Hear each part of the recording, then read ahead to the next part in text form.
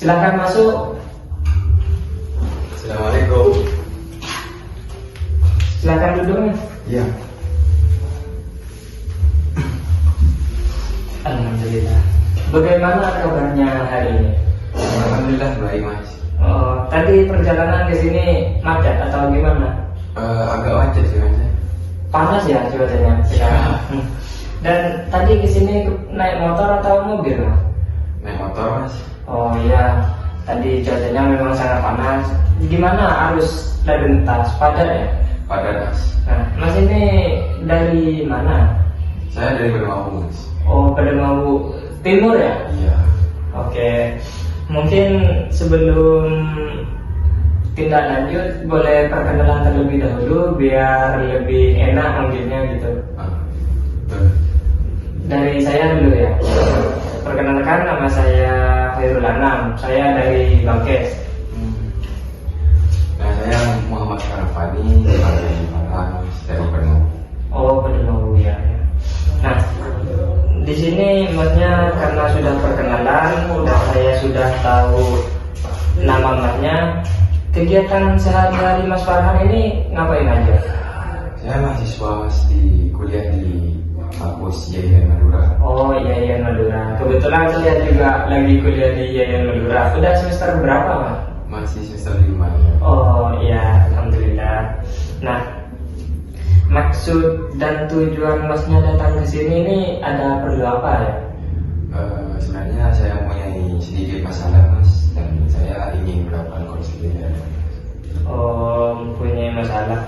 Nah, di sini saya kebetulan sebagai seorang konselor akan memberikan layanan terbaik yang bisa kami berikan. Nah, di sesi konseling ini ada 3 asas.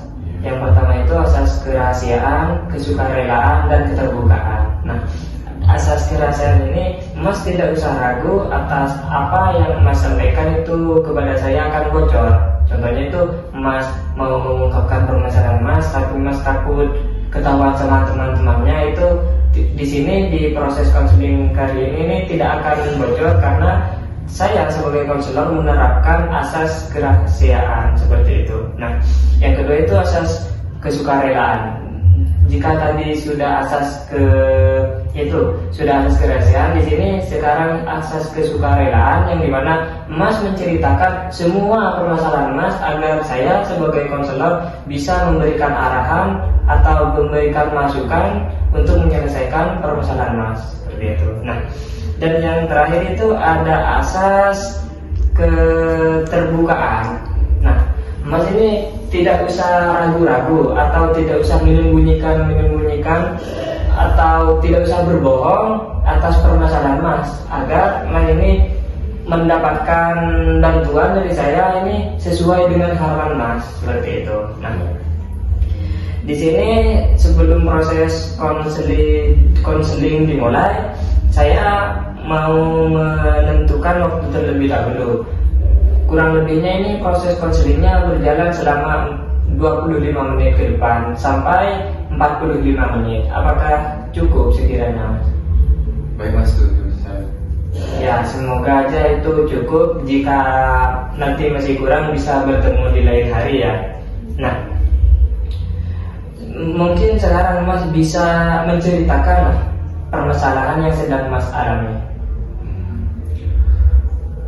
Saya cerita sekarang ya mas ya? Iya mas.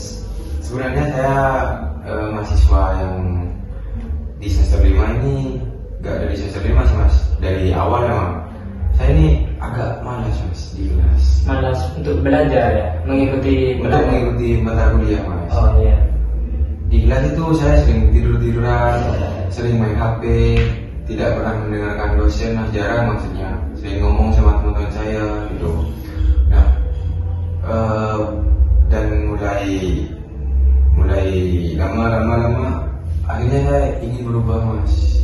Dari yang dulunya kayak gitu, pengen lebih baik lagi mas.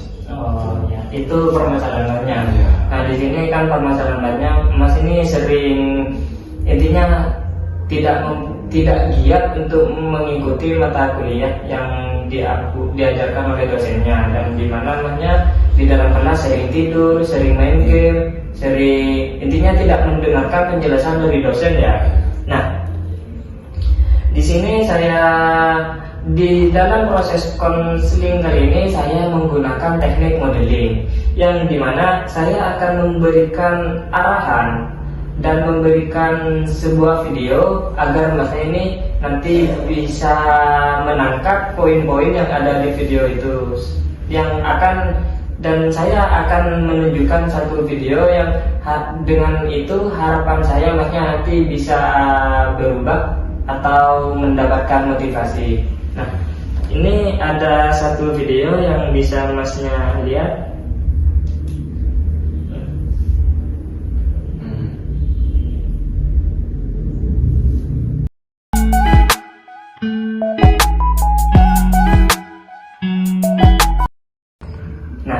Itu sedikit cuplikan video gimana Masnya ini sudah paham atau tidak tentang isi dari video tadi yang saya berikan.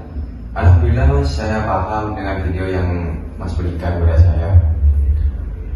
Nah, itu karena itu adalah sebuah gambaran ketika Masnya rajin belajar, nanti kedepannya itu mempunyai pandangan seperti apa, dan ketika Masnya malas untuk belajar, di dalam video tersebut sudah digambarkan ke depannya akan jadi seperti apa. Nah, di sini setelah Masnya menonton video, hal apa yang Mas rasakan setelah tadi menonton video itu?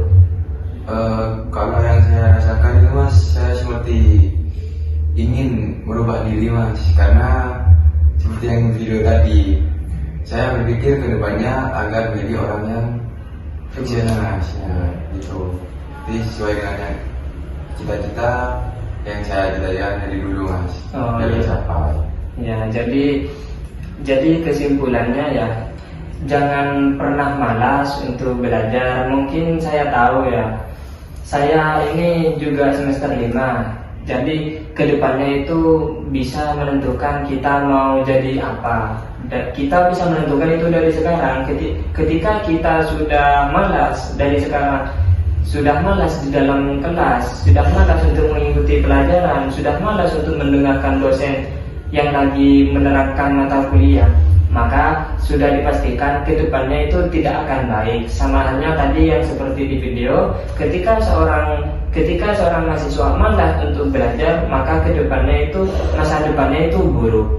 Dan ketika mahasiswa sudah giat belajar, sudah giat mengikuti kegiatan-kegiatan yang ada di dalam kelas seperti mendengarkan, membaca, dan menanyakan hal-hal yang sekiranya penting itu, maka kedepannya akan tidak pasti kedepannya jadi apa, tapi setidaknya dengan melakukan hal itu masa depannya sudah cerah seperti itu Mas.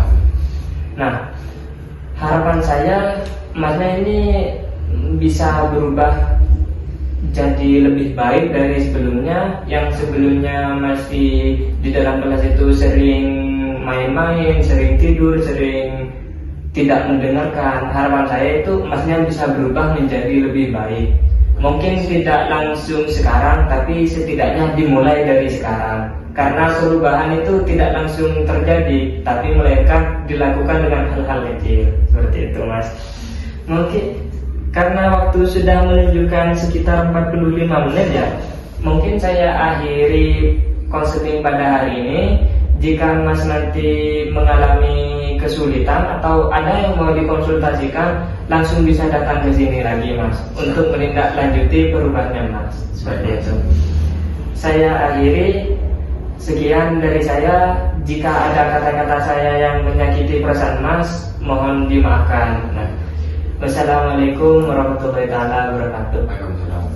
Terima kasih Mas ya. Ya, sama-sama. Mari. Mari Mas. Hati-hati di jalan Mas. Ya. Ya.